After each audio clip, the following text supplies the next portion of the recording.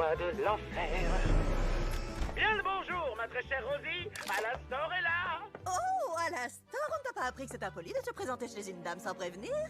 Je n'ai rien préparé. Oh, je t'en prie. Inutile de t'apprêter pour une antiquité telle que moi, tu le sais. Je passais simplement pour t'annoncer une très bonne nouvelle. Oh, une très bonne nouvelle. Je suis toujours très friande de ce genre d'annonce.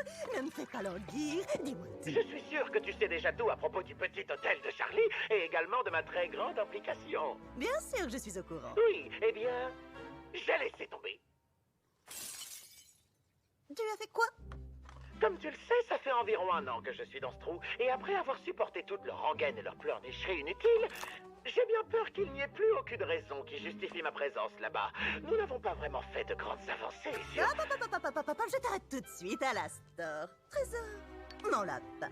Malheureusement, tu n'as pas ton mot à dire, n'est-ce pas? Oui, c'est ce que je croyais aussi pendant longtemps. Mais il me semblait également que notre petit marché impliquait que moi, je deviendrais le pêcheur le plus puissant de tout l'enfer. Et pourtant, je me retrouve couvert de cicatrices et avec une canne foutue en l'air qui vient prouver le contraire. Oh, je t'en prie, Alastor, tu croyais que le fait d'être le pêcheur le plus puissant, ce que tu es d'ailleurs, te permettrait d'affronter et de venir à bout d'un archange? Oh, tu es toujours aussi mignon et borné que lorsque je t'ai connu. Je ne peux plus entendre cette histoire. Oh, mais je vais te la raconter. Tu étais un jeune homme très séduisant, un vrai charmeur. Et gentleman, si mes souvenirs sont bons. Tu te vendais comme personne. Tu en mettais plein la vue aux producteurs en col blanc, ne reculant devant rien pour devenir la star de ta propre émission de radio. La coqueluche de la Nouvelle-Orléans.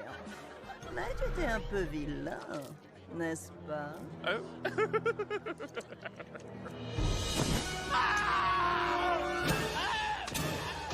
Je serai toujours impressionné par ta préparation impeccable, alors que tu n'étais qu'un humain. Je n'imagine pas le nombre de rituels que tu as dû mener pour atteindre l'autre côté, mais lorsque j'ai entendu ta voix, j'ai tout de suite su. J'ai su que tu étais celui qu'il me fallait. Tu es prête à manger? Ce soir, je fais humblement appel à vous, voix de l'au-delà.